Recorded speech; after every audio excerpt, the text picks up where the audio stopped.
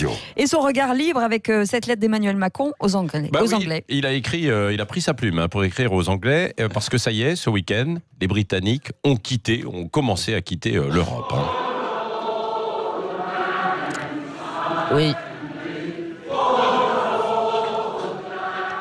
Oui, alors Patrick, ils n'ont pas quitté l'Europe, comme l'a dit d'ailleurs le président, ils ont quitté l'Union européenne et pour l'occasion, on a effectivement sorti les violons et les cornemuses. Enfin, je sais pas s'ils avaient mis les cornemuses, il y en avait devant le Parlement européen. Oui, en fait. oui, ça c'était au Parlement, dans l'hémicycle. Oui, la semaine dernière, on l'avait déjà entendu. Vendredi soir. Alors, donc le président de la République, lui, s'est fendu d'une belle lettre à ses chers amis britanniques. Alors, c'était en anglais, mais je vais vous faire la traduction. Et il me semble que plutôt que de toutes ces effusions, toute cette émotion, on aurait peut-être besoin de véritables réflexions. D'ailleurs, Emmanuel Macron avait parlé auparavant de signal d'alarme. Je ne suis pas sûr qu'il l'ait entendu lui-même. Ouais, qu'est-ce qui vous fait dire ça ? D'abord, c'est que dans sa lettre, il s'adresse d'abord essentiellement aux Remainers, ceux qui voulaient rester dans l'Europe. Et pour les 80 ans de l'appel du 18 juin en juin, donc, il va décerner la Légion d'honneur à la ville de Londres, Londres qui est évidemment l'européenne. En somme, Emmanuel Macron respecte le peuple britannique, mais il continue à penser qu'il a fait une grosse bêtise. Et puis surtout, il continue à croire, me semble-t-il, le reste de sa lettre où il dit qu'il va continuer à se battre pour plus d'Europe, en gros, il me semble, il croit encore que l'Europe c'est la solution, alors que pour une majorité de Britanniques et pour une proportion croissante des Européens, l'Europe c'est le problème.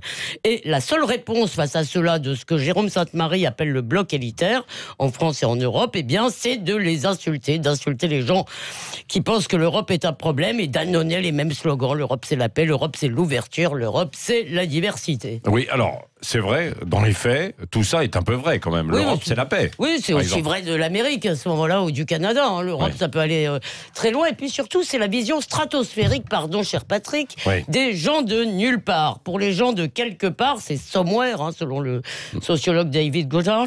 L'Europe, pour les gens de quelque part, l'Europe, c'est la dépossession. C'est le sentiment de ne plus être maître de son destin. Et d'ailleurs, le basculement a eu lieu quand elle est en Grande-Bretagne, dans l'opinion, il a eu lieu à l'été 2015, quand Angela Merkel a imposé à tout le monde une politique migratoire qui est lourde de conséquences et personne n'a pu protester, ni les grands ni les petits pays. Alors ça a accru le sentiment des classes populaires d'être des gens remplaçables, que ce soit par des migrants ou par des travailleurs détachés, un peu comme le dit l'historien Robert Toms dans le Figaro. Le Brexit a été une victoire de l'électorat sur la classe dirigeante. Oui, n'est-ce pas un peu caricatural quand même ?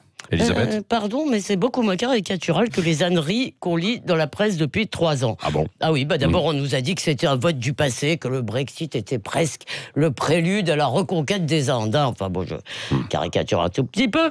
Mais en fait, ça montre que tout simplement, les Britanniques croient à leur avenir. Ils ne sont pas du tout pessimistes comme nous. On nous a dit aussi que la démocratie britannique était en danger et que Bojo le clown allait devenir un dictateur en puissance.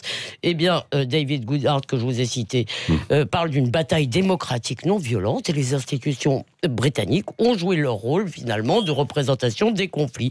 Et enfin, alors Yves de Kerdrel vous en parlera peut-être mieux, la presse française annonce encore 1000 morts à la Grande-Bretagne qui serait privée de la protection européenne, comme si l'Europe avait protégé les ouvriers du vieux continent. Alors, il me semble que les prédictions du FMI qui ont été publiées récemment nous donnent une croissance britannique supérieure à la croissance dans l'Union européenne. Et puis, aussi étrange que cela ne puisse nous sembler, je crois que beaucoup de Britanniques étaient finalement d'accord pour sacrifier peut-être un peu de leur prospérité pour conserver ou pour reconquérir leur liberté.